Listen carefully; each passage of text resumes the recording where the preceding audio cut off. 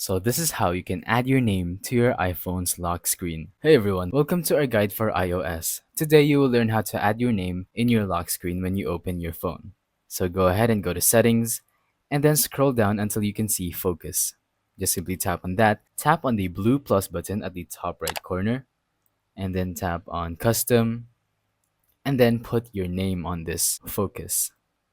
So I'm just gonna put hello as my name. You can even customize it, maybe make it green, have another logo or icon, and then tap on next. Now, you can customize this, but I'm just gonna skip to the part where I turn it on and then you will see your name on your lock screen. So go ahead and go back and then tap on hello.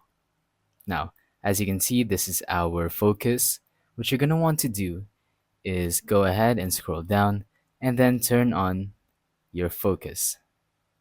Tap on this. Once you turn that on, you will be able to see your name in your lock screen. All you have to do is just turn off your phone and then open it back up.